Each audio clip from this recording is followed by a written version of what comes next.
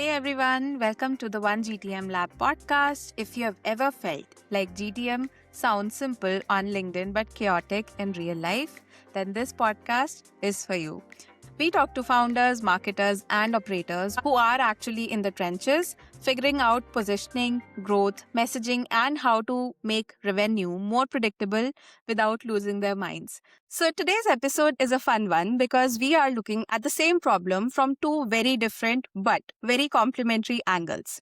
We are talking about GTM and signals and why, if you're selling to a technical audience, traditional intent data just doesn't cut it anymore. Joining me today is Piyush, co-founder of Reo.dev, a platform built around the idea that developer GTM runs on entirely signals, and Sachin, who brings GTM expertise as a service, working hands-on with teams to design and execute GTM strategies. One is human-led GTM and one is software-led GTM. So that's a very interesting topic that we are going to be discussing today.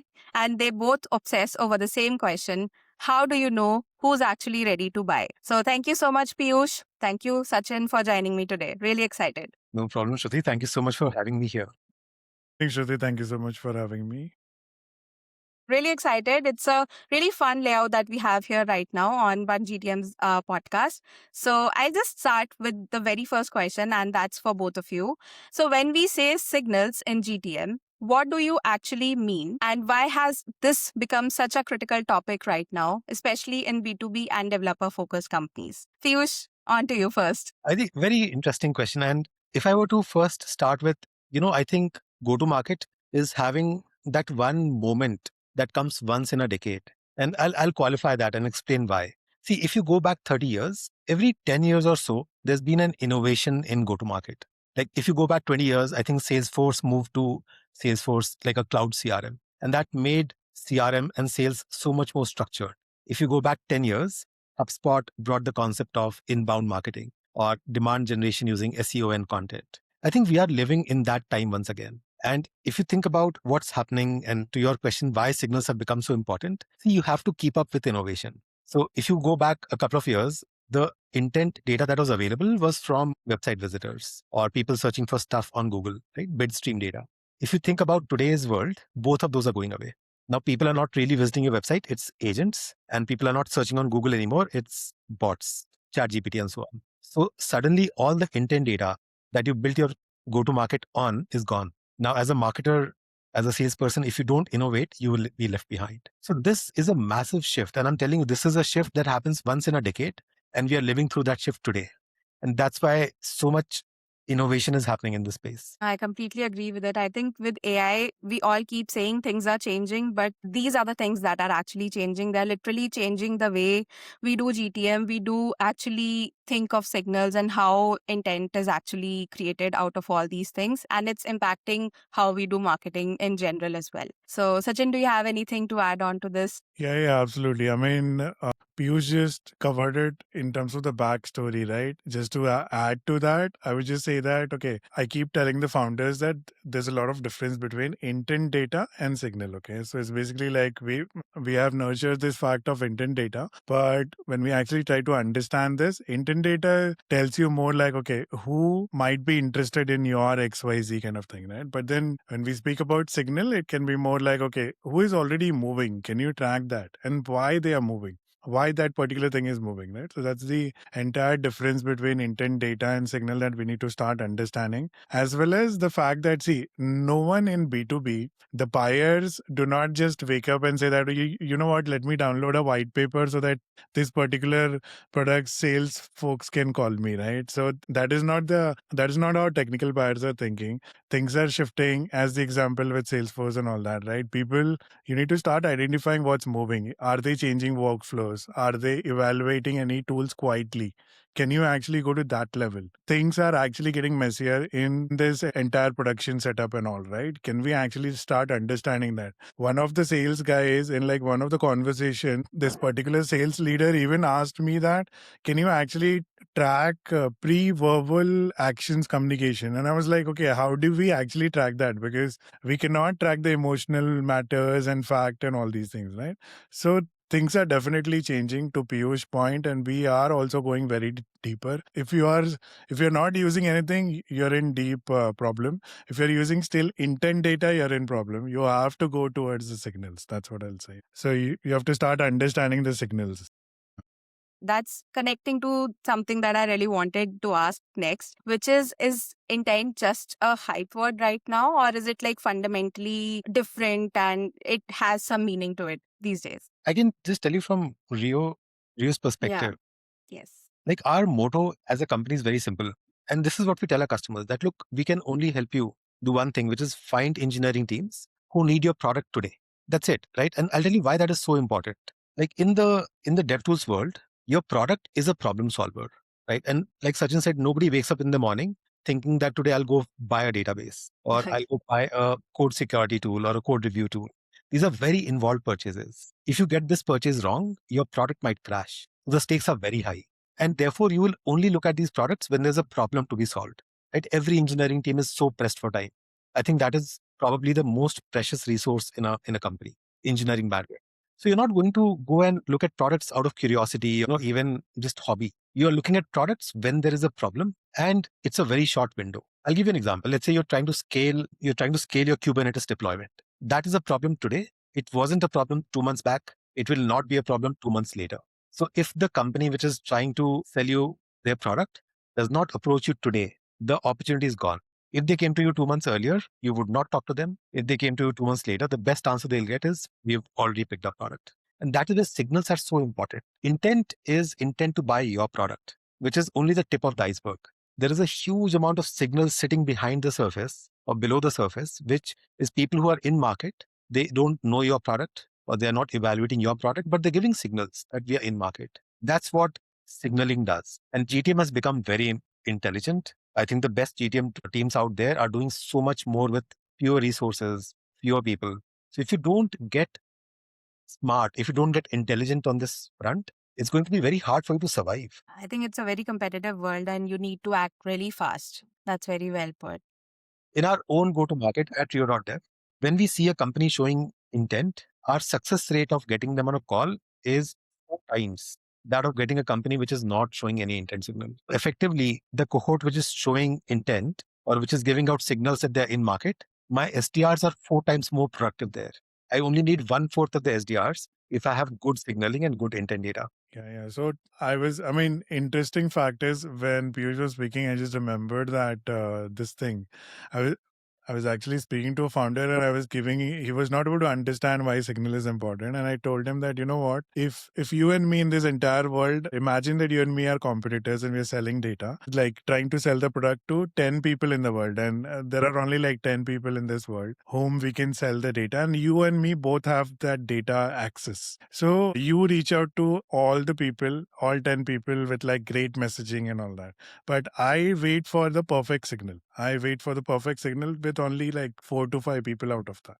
And then I just reach out to them at the right moment with the right thing on like, and then try to explain why this is the right time to talk about their problem and then solution. So that's when I'll have upper hand compared to you reaching out to the 10 people and all those things, right? So data and signal is a game, but then data is also accessible to people.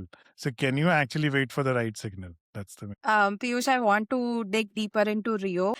We have a lot of questions around what Rio does and what Piyush has built with his team. So, Piyush, you're building GTM as a software, right? Where signals are captured and interpreted at scale. And Sachin, you operate as a GTM as a service, working closely with founders and teams. So, how do each of you think where signals come from? And what's the risk when teams rely only on human intuition or only on tools? Piyush, you first. Sure thing. software goes first. Honestly, we are not at the stage where one of the two is sufficient. I don't think we are at the stage where software is so intelligent that it can make people redundant. It can empower people, and that we are seeing every single day. It's happening real time. But I'll tell you how we're solving it as a product. The whole idea is it's hard for a human to interpret. See, first, it's very hard for a human to be all intelligent. There is so much data sitting out there. Just to give you a sense of scale, today at Reo.dev, we are tracking 40 million developers and more than 60 billion signals, where every activity done by the developer is a signal. Now, this database is beyond comprehension for a human. but Yeah, machines can absolutely. do it really, really well, right? And our approach is always human in the loop. So what we do for our customers, like I put it before, is we just point them in the right direction. Which engineering teams, which data teams have a problem today? That comes from the signal. What is their problem? And what is the most likely solution for them? And then a human picks it up, converts this into actionable outbound messages or outbound sequences and runs that. And the best customers that we have are able to use the signal smartly and also have a smart, intelligent team of people acting on it. So it's really a partnership. And of course, I mean, that's utopia. Good signals, good people, but that is the mix that I think makes magic. I love that take. On to you, Sachin. Yeah, so wherever Piyush was mentioning the human comes in and writes the messaging and all, that human is us. Like we kind of come in and give that expert as a service and amplify this entire Yeah. signals, right? So, but yeah, to me, this entire human versus software thing, right, is more towards, if I put it out, is more like, okay, as humans, we are like really good at maybe like understanding the context, detecting the nuances and all, connecting these weak signals, emotions, and all these things. We kind of horribly fail at. We'll have biases as a salesperson. We'll have XYZ things. We'll have overconfidence and things like that. Where the software has been scaling amazingly well has been the scale consistency. It's been catching all these data. I mean, there are now GTM tools who are really good in terms of context as well, but this is where we also excel and we kind of add that value. So if we have a balance of this, right, like as Piyush was saying, if we can have a balance of this, the risk with having only humans is will stay small and reactive kind of thing, right? But if you can balance this out with tools, you can just have the context plus signal and everything can be amplified, right? So that's the magic. It's very difficult to have a big team of people who are all equally good, right? You will always have the top 10% SDRs or account execs. And what differentiates them is they are doing a lot of this hard work. The problem with that approach is you can't scale it up, right? So now that's where a product comes in, which is kind of leveling the playing field. It's uplifting your average SDRs. Honestly, the top 10% did not need to be uplifted. They were already good. The problem is that they are only top 10%. Right? So, Piyush, this is where I now want to zoom into Reo a little bit. So, the big idea behind Reo is that developer GTM runs on different signals, right? So, things like code deployments, package installs, and document engagement. So, why does traditional intent data break down when selling to technical audiences, and what signals actually correlate? I would love for you to actually talk a little bit more about Rio and what you guys are doing and building behind the back. I'll give you an interesting story. This is actually Yes. back to our inception days. I have a friend. Love that. He's building he's building a developer tool product in the machine learning space. And I was just having a conversation with him, discussing with him what we're thinking of building. And one of the things he said is, I don't know who my users are. And for me, that was a very like befuddling thought. I thought, what, like, how does that work? How do you not know who your users are? And he said that, look, unlike a SaaS product, my product can be tried in 5 different environments. Somebody can just go inside the IDE and download my plugin and start using it. Or somebody can download my Docker image, deploy it on their local machine, start using it. Somebody can even sign up with an anonymous looking GitHub ID and start using my product. So I know I have a million plus users. I just don't know who they are. And I could not digest that thought that you've built a product, a million people are using it, and you have no idea who they are. And if you extrapolate that, if you don't know your users, you're not getting product feedback, you're not getting aware of revenue opportunities. So that is where this whole thing started, that it's a very different universe. Right?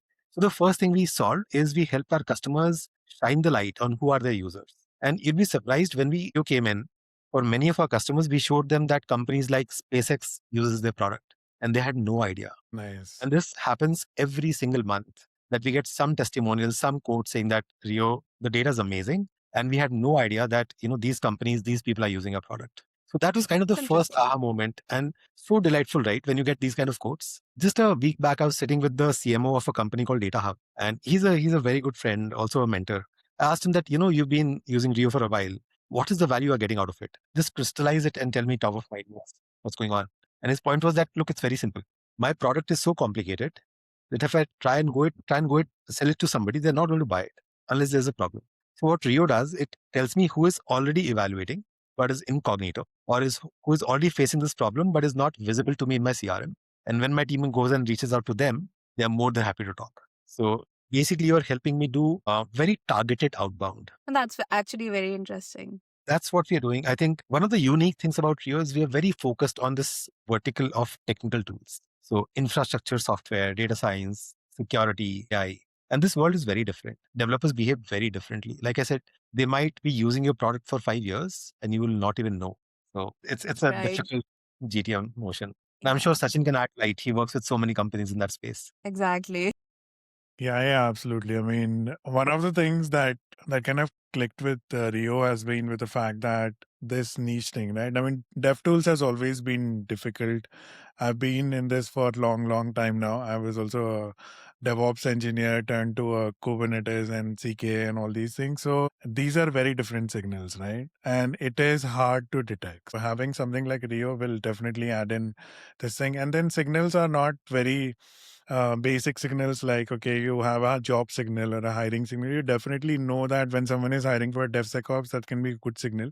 But then you can go very deep into the deployment packages and um, where all in the product they have been identifying things, right? So it kind of works best. One thing I wanted to ask you, Piyush, is in this entire Rio setup, like every company can do like custom signals. Have you seen like doing more like custom signals? That's what works? Or do you think there are some very specific DevTool signal that we should be actually pressing down towards and all? Or have you seen that no, every company comes with its own set of requirements and have its own signals and all? Great question, Sachin. I think this is a product decision we ponder upon every month. That there are Okay. these 15 opportunities on the table. Should we pick them up? But they are niche, or should we leave them alone? It's a tricky decision. It's not easy because you can see the opportunity, but then you have limited resources. So where do you put your bets? I think as a company, Got it. our philosophy has been obviously the first point here is what is the implication of the signal, right? Like what does this change in my customer's life if I have the signal versus I don't? So the way we look at signals is it could be the same signal, but the interpretation of that signal for different companies is very different. Like I'll give you a couple of examples. So imagine a company like Confluent. Now, if a company is not struggling with Kafka deployment, there is absolutely no play that Confluent has. There has to be a scaled use of Kafka for Confluent to come in. Now, when we look at this as a custom signal, we try to see is there a framework around it, or is this just one unique signal that two companies in the world want? Thankfully, the segment we operate in, more often than not, we find repeatable frameworks. That's why we're able to productize a lot of these. But yeah, the same signal gets interpreted so differently. For example, you mentioned hiring signals. The same hiring signal is interpreted differently by different companies. And that's where I think the brain of the GTM engineer comes in. You really Yeah. need somebody who can make the connection between the signal and the implication, which is not trivial. Yeah, absolutely. I think signals are just signals if you don't take action on them. And like they would just be data points that you are not doing anything with, that just the rich data points. So this question is particularly to Sachin, and then I'll get back to Piyush because this is specific to teams collecting a lot of data and are doing actually very little with. So from your experience, how founders and GTM teams operationalize these signals and what does good signal usage looks like in real life? I know you must be working with a lot of GTM engineers. So, how are you tackling that? I mean, more than the GTM engineers these days, I have problems with the founders and all who kind of understand. And this is like the biggest frustration at the moment because most of the teams now, after the data thing, now it's signals thing, right? Signals has been picking up in the GTM. And I don't know, I'm like little older on that, but I was just telling that, okay, have you seen all this Pokemon cartoon and all? We used to collect the cards, right? So I keep telling that the teams have started collecting signals like the Pokemon cards. That okay, if we want this also, this also, this also, this also. A lot of data, but very little action. Very little action. Like I've seen people spending like a lot of money behind many of these signal things and all. As technically they are not signals as well. There are very now these days there are companies who can give you cyber signals also. Like Reo.dev is giving the dev tool signals and all. It can go to cyber as well. There are companies who claim that we can do like cyber signals, but how effective is that? And if you have collected that, how do you use that? What do you do with that? So you have first party signals, you have second party signals, you have third party signals. Many people have really good data. Many founders that I've also worked with, they also told that, you know what, we also have common room. We also have this. But then they're not using it. They had the signals, they had XYZ things, but no one knows what to use, where to use, how to use it, right? So, as Piyush was mentioning, after the data thing, signal access is also getting to that, but we have to differentiate between good versus bad signal. Plus, you have to start identifying this and what to do next, what to do before this, what to do next. So, that's the entire workflow of the GTM that you kind of start using it, right? That's the entire thing. But this entire motion that I'm seeing is all tools added to entire stack, lot of signals and data there, but action is not there. I'll chime in on this. Typically, the way we advise our, and a lot of our customers are, dev tool founders who are amazing engineers, but they just haven't had so much exposure with go to market. So signals and building GTM workflows is sort of new to them. They would typically have a team, but then you have your fingers in every pie, right? So our typical advice is that, look, you have to start with the outcome first. What are you trying to achieve? And then backtrack from there to pick the right signals. If you're trying to get more developers to come and try your product, the signals are very different. Versus if you're trying to get your next enterprise deal, the signal is very, very different. And just to give you a picture of what the future could look like, I mean, what signals are going into the mix don't even matter. If I were to think of a imaginary AI GTM product, that would be, this is what I want to achieve. Help me get there. And what signals are needed? Let AI pick those. Like, why do I need to struggle with picking the right signals that can be programmatized? I just need to tell that this is my objective and let AI do the rest. I love that. And if we Yeah. zoom out a little bit from this, so when signals become revenue, Piyush, Rio's promise is very bold, turning developer activity into revenue intelligence. I love that. And I want you to walk us through a little bit of how GTM or sales team uses these Rio signals to change who they talk to, when they talk to, and how they approach the conversation. Shruti, you've said it. I think I'll just repeat what you said.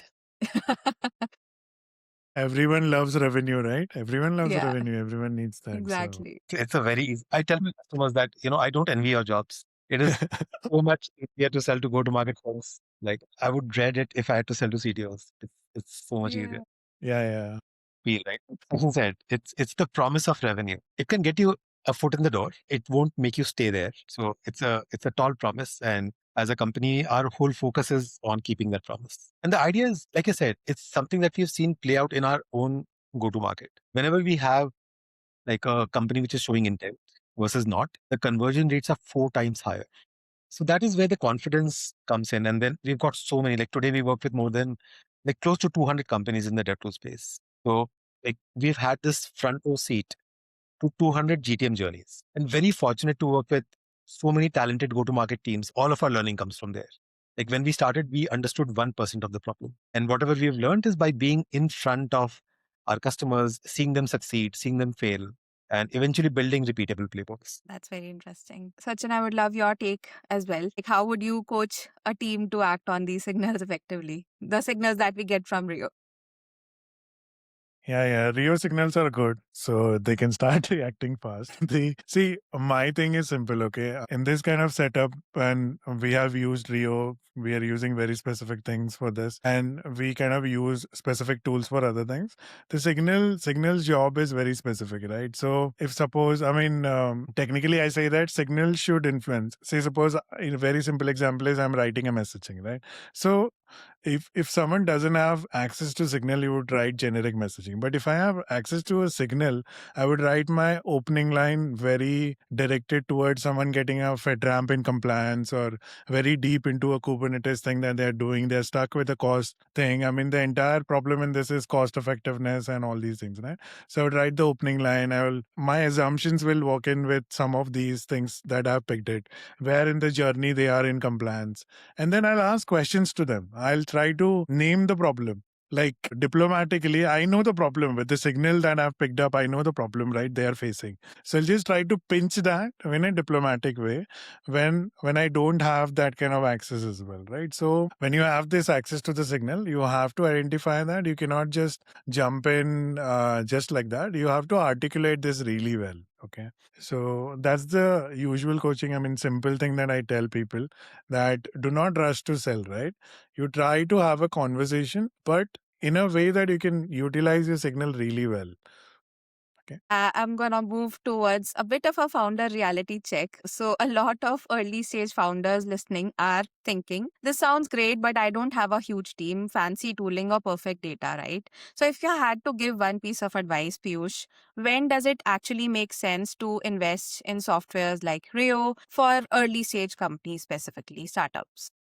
Great question, Shruti. I think I would suggest once you have PMF, because pre PMF, it doesn't make sense, right? I mean, you have to get your recipe right, then you can scale it up. So once you have PMF, that's a good time to, get on board a tool like Rio or to get signals. Yeah. So I think and we've seen a lot of founders either press the pedal too late or too early, and both of them backfire. So, are there any signals for these founders to actually, oh, this is the right time, let's, purchase it? Is there anything specific? Like you mentioned, there's a PMF, but even that I think is a proper journey for a early stage company. You would never know, have you really arrived at PMF or are you like way behind? So, when's that? Do you have any suggestions on that? PMF is not a milestone, it's a feeling, right? You just have it when you have it. Yeah, yeah. Yeah, true. It's That is a tough. separate topic in 100%. itself. Yeah. Yeah. I think one of the founders I was talking to said, like, if you have PMF, you know you have PMF. That's it. That's the best way to describe it. But it's a Interesting. tough one. I think in the journey of finding PMF, I would say, what is a good time to bring signals or any signal based tooling on board? If you've been able to find customers, at least a bunch, who are willing to pay you for the same value proposition, that's a good time, because now you know that customers who have this pain point are buying your product for this value proposition. So now the job becomes finding more people who have that pain point. That's where signaling can help. Yeah, I love that. And Sachin, what should founders do before they layer tools? Many things because the foundation is wrong these days. That's the problem. So, since Piyush has been talking about PMF, right? So, PMF means product market fit. And I tell people that even before finding product market fit, or when you find product market fit and go to its signal, you need to correct your PM, right? Like the product marketing, right? Like, have you done the foundations? Do you have a clear ICP? Are you reaching out to the correct personas and all? So that's what we kind of mean with like the product market fit. Because if you know that I want to reach out to developers in a SMB space, not at an enterprise space, even that is where you know that, okay, what is connecting, what is not connecting. You have found to some extent your product market fit. What is the message market fit that's working? What is the channel market fit? So you identify channels, you see, you also have your persona messaging being defined. So many of these are the concepts of product marketing that you need to build it up. So you have to layer it up. Like your entire structure of product marketing should be right. You find out the product market fit, and then you go and do anything, because AI or anything that we use or signals that you pick, if I have like my entire persona is developer of SMBs, but I find all the signals for developers at the enterprise and all these things. What help will it do, right? So you need to first do the foundations right. That's what I say that. And that's what is missing right now. Most of the lead generation agencies, most of the people will just stack up the signals, data, and all these kind of 100 tools. But then the major challenge is that, okay, what are you doing at the end of the day? Blind shooting. And with blind shooting, you can get data in manufacturing, ed tech, martech, all these kind of things. But cybersecurity, dev tools, you're gonna have hard luck. I'm telling you. So That's 100% true. And I think we are in 2026 and beyond, we are definitely moving towards a signal driven GTM, right? So, looking ahead, where do you both think GTM is going? Do you see a future where signals drive most GTM decisions, with humans focusing more on the strategy and narrative side of things? Or is there a risk for over automation? Piyush, would love to listen to your perspective. Because Shruti, what we're seeing is, like I said, this is a very interesting moment in GTM, because things have evolved and you don't have a choice. Like, if you are out there selling a software product, and if you will not grow, if you will not evolve your GTM today, you will die. And that's not me saying it, right? You can see the rise of an intelligence layer that sits before the CRM, before execution tools. So if you again roll back a couple of years, you had the CRM, you had your email sequencing, and that's it. Today, if you go to any mature or innovative GTM team, they have a GTM intelligence layer, which is telling the CRM what to do, which is telling the sequencing tools what to do, the ad engines what to do. So we 100% see that data and AI will take over a lot of the GTM direction or like I would say intelligence. And that will leave the humans to do more creative thinking and more of the innovation that you can do in GTM. A lot smaller teams will be able to achieve much more than they've done in the past. Absolutely. I love that. And Sachin, what do you think would be the future? I mean, the future is bright. That's why we started OneGTMLab. This, Yes. yeah. But yeah, doubling down to what Piyush said, right? So just to make it simple is, I feel like, so machines versus humans, right? So machine will decide like, okay, who we prioritize, when to engage, what changed. These are already happening. You have great tools in GTM that's happening. What we will be able to do is what we have been great at, the story, the narrative. What are the trade-offs? Is there an emotional connection on this? Can we wait on that signal? And maybe I'm like a very good sales leader who has done amazing work in 20 years. But there are things I've learned with my experience, right?